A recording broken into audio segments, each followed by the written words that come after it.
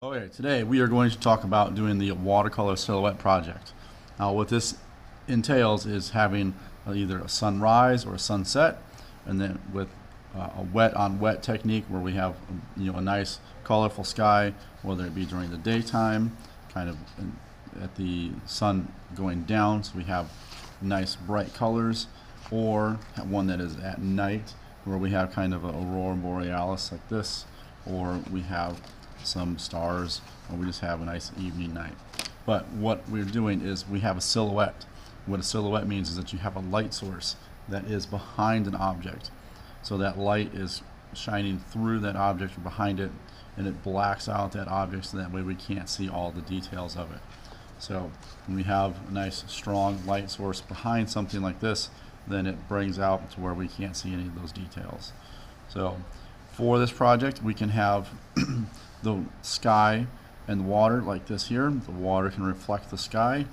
The water can be just a straight up blue like this, or have a blue that has some colors blended into it. Or we can have just the sky and the ground and not have any water involved with it at all. That's totally up to you how you want to go about this. So the way we're going to get started is you're going to have some thumbnail drawings done. Okay, so we've got those off to the side. So we say, all right, I'm going to do this one. So we take this and we say, all right, we're going to have kind of a sandy beach here that's going to have kind of a curve to it, and we'll have a little bit of water here, just kind of very lightly. And I'm just going to put a little mark in where this is going to be in silhouette, just so I know where my water line is, so I know when I do my sky, I can bring that down to this. So when we get started, we're going to use some brushes. And brushes have different sizes. Here we've got a 4, we've got a 6, we've got a 7, and we've got an 8. So you can see how they're all different sizes of bristles. So we've got the bristles up here, we have the ferrule here, and then we've got the handle. So we want to use the size of brush that's appropriate for the area that we're using. So for the large background, we can use this. When we get into the smaller detail areas, we can use little guys like this that are a 5, 0. So that's very, very small. So I'm going to take some clean water and come in with my colors. Now, when you do this, you want to make sure that you have a good variety of colors. So I'm going to start out with a little bit of yellow kind of down here towards the bottom.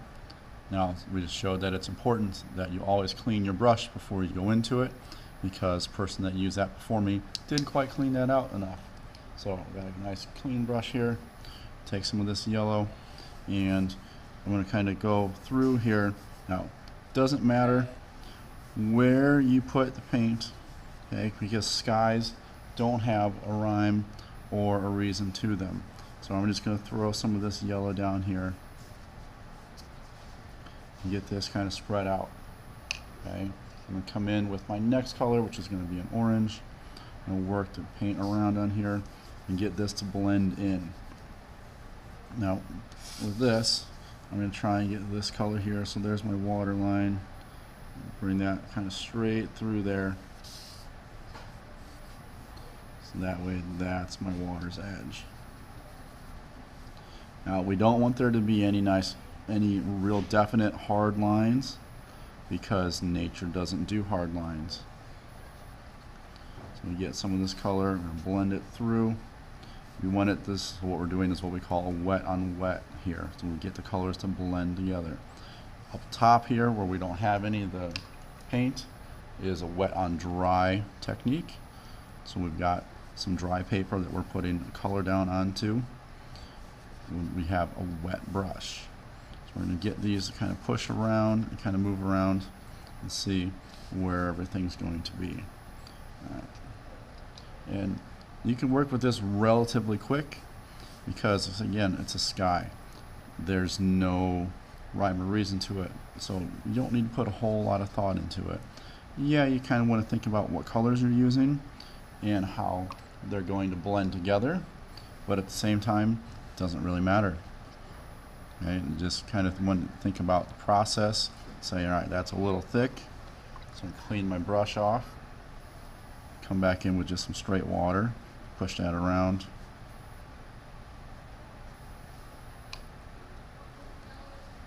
get some yellow in here just to kind of emphasize that a little bit more, just to get that to come back into it. Now, you want to kind of be cautious how you work this, since you don't want to overwork it, because then it can kind of go kind of mud colored. So we're going to come in with a violet up top here, just kind of get this last little bit blended through. Now, it doesn't take a whole lot of paint to do this. A little bit of a watercolor will go a very long way because it's concentrated. So really I'm just adding a little bit of water to stretch that out because I've got enough of it on here. So get a little bit heavy on the edge, just take my brush, lift that off, and we're good to go. So now I don't want to go in and do the water that I've got here right away, just because it is going to be wet still, and if I come up to that with my water, then it's going to smear, or not smear, but it'll bleed into it, and we don't want that to happen. So we're going to take a little bit of a pause and we'll come back to this. So we're back, and now that that's dry, we're going to come in with some blue to show our water, and I'm going to try and keep that nice and tight along that horizon line there. Try not to work over it and keep a nice straight line. Now, where our pencil line is for the ground, it doesn't matter if we go over that, because that's going to get covered up in black. So if that gets covered up, no big deal, because the black will definitely cover up a little bit of blue. Throw a little bit of violet down here just to try and change the color up a little bit, keep it consistent or inconsistent, because water is not consistent. So I'm going to try and keep this moved around so that way we can do this. Now, we don't want to use our black until this dries as well. So we're going to take another pause and let this dry. All right, so that's all nice and dry, so we're going to come back and start to put our black down. Now with black, I'm going to be very careful with it, because we don't want to splatter it anywhere on our paint. Because if we do that, then we have a nice black dot in the sky. So then that'll have to turn into a bird or a plane or Superman, whatever fits with your concept. Or if it lands in the water, then it gets turned into a fish jumping out of the water. So we just want to be very careful, keep our brush away from the edges as we dip into the paint to get more, same as we go into the water to get more. You want to put your water into a place to where it will stay off to the side. Now this is something that we may have to go in, do 2 coats, just depending on how the paint dries, because we want this to be a nice flat black consistent tone of black. And right off the bat, as we can see here, that's not going to happen. So this is definitely going to have to require 2 coats. Now if we've got little trees or things like that that we want to put off into here, we definitely want to use a smaller brush for that. So when it comes time to make all of your little objects that you have in silhouette, we want to use a brush that's specific towards those things. So this is where you get the old brush that you've had sitting around that's only got 5 or 6 bristles left, because those work really good for doing little tiny branches and things like that. Or you can go ahead and get your 5-0 brush like this and do the same thing. It just kind of depends on how you want to do it. I like to use the older brushes like this, because with the longer bristles you're able to get a little bit more pigment on there, and you can take that line and you can pull that out a little bit further. So that's what we're going to use for this. So we're going to get some water on here. Now we're going to take our black and we're going to get this in here and get some pigment on it, because with these you want to try and get it all done in one pull. Okay, and you want to try and keep this off of above your area that you're working with. So we're going to come from the black area that we've got started, so that way everything starts out from there. And we're just going to go ahead and pull a little tree. Now this is a little bit narrower than I thought it was going to be. That's okay. We can always come in with a brush that's just a little bit thicker and do the same thing to get one that's a little bigger. And you see how this brush has a natural curve to it? We want to use that to our advantage when we make this tree. And now, not all trees are straight. So we come through, give this tree a little bit of a wiggle, and you can see the difference from a really thin brush to a really big brush.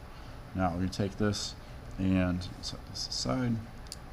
We're going to pull some branches out of here. Now with branches, there's no real rhyme or reason to where they come out. Generally, they're not going to balance out from side to side. I'm just going to take some of this off of here. Get little bitty branches come off of this one. Now if this tree is, we'll call it a little tiny tree. So we can take this one and run this up off the page to make that one a little taller, and that works from there. Now if we're doing grasses or things like that, like if we're doing the dunes, same thing applies. We're going to start within the black, and we're going to pull that black out into the top. We don't want to start at the top and work our way down, because that's going to give us a thicker edge on top. We don't want that. We want to use the natural motion of the brush going up to thin out that brush stroke. And we don't want to go the same, just make the same pattern over and over. We want to go a little bit thicker in some areas and kind of change that direction. Alright, so coming back to our example here, I've got some little palm trees that are going to come out of our beach here. So we're going to just pull a little bitty palm tree here. We're going to get another one right next to that. And then we'll put, whoa, too much paint. We'll put one more, a little taller one. Now when you're doing this, you want to be careful that you don't get too much paint on here, because especially when you're doing little bitty tiny stuff, because little bitty tiny stuff and too much paint on the brush are bad times. We want to avoid bad times. Now this is something that these little guys here, we just want to take the time with them and make sure that we get the brush where we want it to.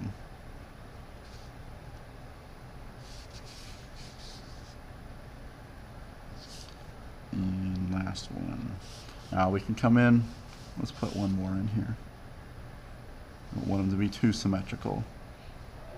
And get one down low. Now we can come in and put little bitty palm leaves on that. I'm going to let this dry before we do anything like that. But basically, this is it. So good luck with yours.